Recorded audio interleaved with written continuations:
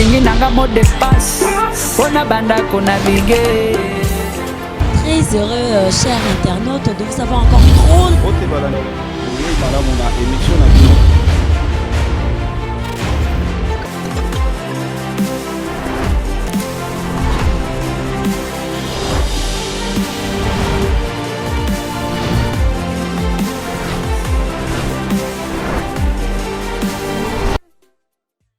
De l'environnement pour passer au monde des arts. Nous avons ici sur le plateau l'un des meilleurs, pour ne pas dire le meilleur humoriste de notre pays pour le moment.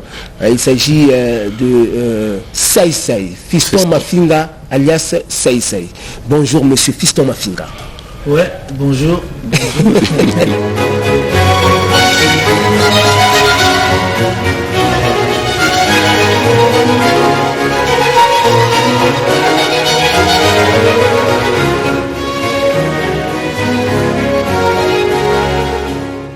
Alors je disais donc que nous avons ici sur le plateau l'un des meilleurs, pour ne pas dire le meilleur humoriste de notre pays. Il s'agit de monsieur Fiston Mafinga alias Sai Sai, que vous connaissez tous. Voilà, il est là. Bonjour monsieur Fiston Mafinga. Ouais, bonjour monsieur Dieudonné Angumba, bonjour papa, donc bonjour aussi à nos téléspectateurs. Ok.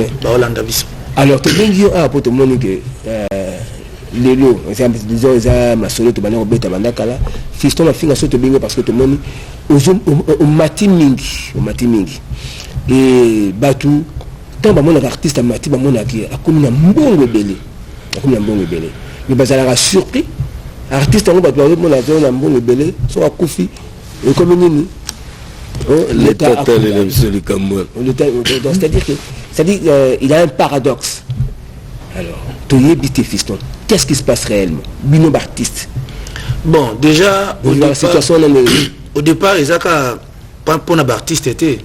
Au départ déjà Namboka Nabiso on dirait c'est comme si l'état est mort après sa image on dirait ngam na sa mamtu.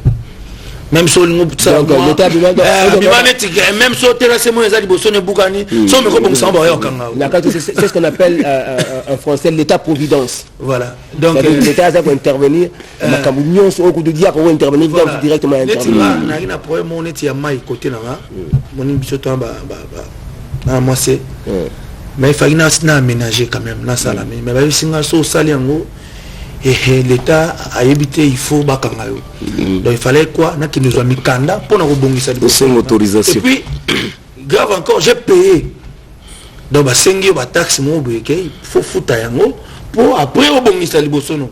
Donc en fait c'est l'image que l'état lui-même a mis que c'est comme si ngana azwa charge ba tutu. Aujourd'hui ngalo ba que l'état a coquille pour se faire décharger biloko mususu ne tout le monde en a pas payé mususu. L'état côté à la patron a récolté kaka 100 azana ba charge mo de retour. Au moins son nzela à l'état. De veut dire l'état mutasali nzela, l'état mutu faut azwa so ya nzela wana, l'état mutu il faut pas à la kidiba pour nzela wana. Mais ngala mona na ba Afrique du Sud a mona nzela mo privé ya mutu. Veut dire asali la course na ya ye. Parce que nzela mais il faut tracter et les cas de bon mitou ya batu. Voilà. Et l'on la foule eza na mitou ya batu parce que pour comme foule ou utaki na mitou ya mutu. Donc veut dire les là congolais ça facilite, ça difficulté. Donc comme un congolais vous lui amenez seulement non loin d'ici à 4 heures de vol en Afrique du Sud, vous lui donnez un papier mouchoir. Il va s'essuyer avec après ça pour autant ouais c'est que on l'accepte poubelle yé moi bandi ko luka parce que a okuta déjà que bateau bazaki wana na mitu na bango fou les athées. Donc veut dire il faut sensibilisation et ça là. Donc sensibiliser d'abord mitu ya bateau. Omoni message n'a pas ça qui na spectacle il y a papa Lutumba voilà. Et ça message moi on le baké. Et akaba condité et ça peut biso dans l'ensemble. Comment que papier Nanzela et ça déjà pour surcharger le gouvernement. Parce que bon autant tous c'est la moussoda la salaire et comme bon faut gouvernement ça la ressource pour le retard poubelle voilà. Mais ce qui bien pour faciliter bobo qui déjà matite ici quand faut pas boire kayango. Bon sali makambo nene il faut pas ça la yango. A la raison Ah, la raison, t'es. Ok, donc, pas pour bête, l'État paie, c'est-à-dire que pour aller on appelle la moutou, par exemple, dans un exemple, il y a assainissement, il y a propreté de la ville, il a utilisé papier mouchoir, il faut trouver tout ça en bois quand même. C'est ça. Des poubelles publiques, il faut voilà. des poubelles publiques. Au moment où il y a un boutou, par exemple, à Jumatiti, à bois qui n'a pas la balle, à 20h. Mais la même personne, il se réveille à 6h du matin, à mon matiti, il y a bois qui. Mais, à tel habit, Kimbouté. Après réfléchir que ça sous Kimbuta te j'antini ko bilonga komi le roi satana ki Kimbuta moi quand tu sais tabi Kimbuta ngobile donc veni la tito ya mo boire merci ça il faut que biso moko to miswa to se prendre en charge en tout et pour tout donc tu as siko l'état na oh to bien to tirer le libabe biso ce que to sali bon ça va je peux pas ça biso siko ya biso alors pendant que c'est prendre en charge ezakara na ba droit d'auteur te na ba nini wana mususu te oui mais babi l'union aussi fait la force yango moni na nzela ya ba association na biso to kokipe ko sa makamba minene obi que dernièrement a biso to zaki na tous les associations et réunissent artistes comédiens. Association nationale des théâtres, des acteurs du théâtre populaire. Mais si on a émission que Bissomo artiste au départ, Tika l'État t'a Bisso. Et ça sonne d'abord pour Nabisso. On doit imaginer que pendant les pays, Moka, où ils ont des minerais, ils ont des diamants, des colbats, des or, des makamutu, tout ça en alternance. Mais association artistes et comédiens, ils ont une transition. Donc, au sein de l'alternance, c'est ça les convocation assemblée générale. Non, par quel moyen nous les artistes, autres comprendre les lots, culture, autres lutter contre Mukona Okufa, papier tambolaté. Mukona Okufa, l'État a pour ça l'honneur. Mais bon, c'est l'association, nous sommes à Calaiso ce matin. Il y a la liberté des associations. C'est quoi c'est l'association? Il fallait d'abord qu'on landa chemin qui déjà tracé. Mais bon, voilà, et le coup là, ils ont simbaté. Tokotala, neneni ni biso, tokosala. Donc, l'association peut, tu faut pas y baguer. Association, ils ont rapport à mode de prévention. Donc, veut dire, tout cotiser pour que ceux qui problème est quoi, tout ça, ça. Mais si tu as le problème est quoi, pour tout cotiser, et les mineurs ont chaté. Malgré l'association, mais si tu as cotisé en avance, sans pour autant et quoi les nani, tu dois cotiser parce que à éviter soit cotiser les nani. Donc vraiment pour l'anga contribution l'anga na mukola lelo, ils que tout l'ingamboka na biso Congo, Congo ezali mboka moko oyo eza vraiment unique à son genre et puis to pesango vraiment ba valeur nango to linga ba konzi na biso to linga ba institution na biso to pesa Congo chance ya mbala oyo vraiment et vivre ndenge penza to banaye ko linga Congo et vivre. Merci vraiment merci na batutu balandi biso merci na ya Willy Moucheni Koda Mboka merci tala ko to président ba Kwado Abwaki bon on a rapide donc on a fait simbote na Declerc Kiluba ba cerveau penseur na fait simbote na Batutu balandi biso vraiment donc le vieux King Makia dit un Canadien de mots au Canada un Congolais depuis ce Congo il y a Willy et Tokana Braza tête Tendai Maboko Bank vraiment merci donc na Batutu balandi biso na beau sanité merci na papa Lutumba lelo atiki biso akei mais misala na etikali toko betra misala na lisusu maboko mukolo kokende to sepela to yemba yango lelo foto sepela mena ko sepela wana pas ezali na banaka kokanisa un jour nga pena koma mokonzi un jour mais tango na moni bato bakomi bakonzi liboso na nga na Congo koma mokonzi partout mais Congo te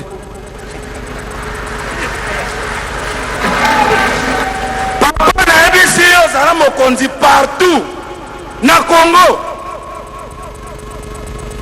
ba umemisona eloko ya yote imaginez-vous tozotala match ya Real na Barça etali Congo na nini. Mais Cristiano a raté bi. Oki Congolais gagné bi. Cristiano a raté le coup. Non, Kabila doit partir.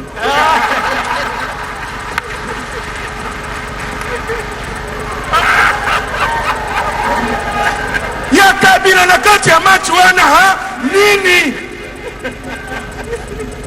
Touti Lubumbashi tokiti na aéroport Anjili.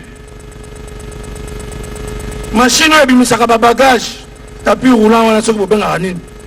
Ebimisi bagage ya liboso ya mibale machine est bloquée. Oki moto na simano en tout cas Félix 100 jours ngo biloko ko.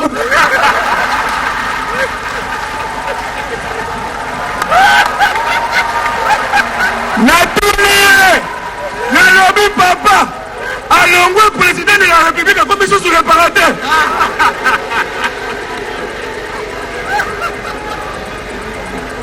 Alongwe président de la République comme ils sont sur le réparateur. Mais nabi ke bazote ya biso unité nationale. Bomoko. Mais tobo salate ke mutu soka comme mokonzi. Langue na eko makana valeur. Tout le monde qui a une période de président Mobutu, au coup d'un mouton équateur Nanzela, au coup d'un de quoi président. Peut-être qu'il y a un man qui a un boringo pas quoi ça. Tant que tu comme une période, il y a président Kabila, en tout cas voilà qu'il soit vraiment na mouton et bâti en côté qui en. Au coup d'un mouton qui soit il mais quoi utiliser ta comme va jouer la mazem. Petit waouh qu'on a pas quitté ba moi et ba putu mabia. Angaria kurukuta yake. Tangu tueko koma na période ya président de la République Félix Tshisekedi Tshilombo. Na eba kiteke Tshilombo ezalaka agréable à l'oreille boy. Poyo kelenge ya Tshilombo lelo. Kutana na ba combattant ba oti ba pays anglophone. États-Unis, Afrique du Sud. Angleterre, ils ont mélangé Chiluba en anglais, ils ont fait sa mixage, moi qu'on a évité. Voilà ça, bah, Koutani, ouais, à Londres, à Tunis, à Afrique du Sud. How are you, et toi?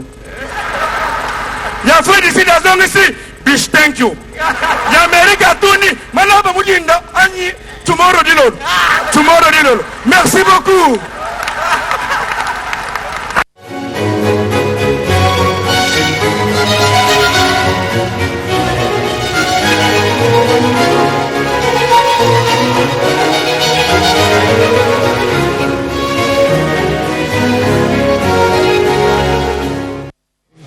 Alors là, c'était donc Fiston Mafinga Saïsei, nous l'avons retrouvé.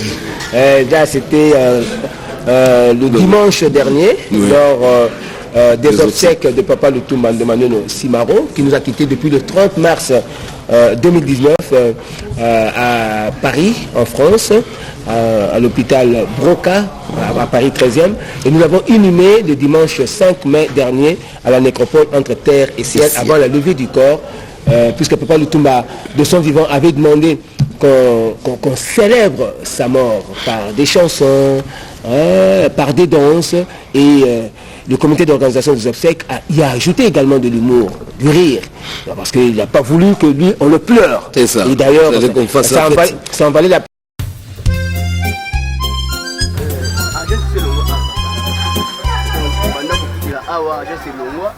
Papa bengana bango ba seba pratique tout papa bomeli siffler tomeli siffler chamakande ça me voit voilà non c'est tout le monde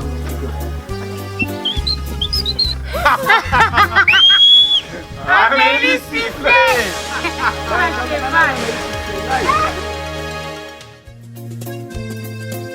ate biloko na agence moko na lemba bajasi nyonso eza ya mavwanga saba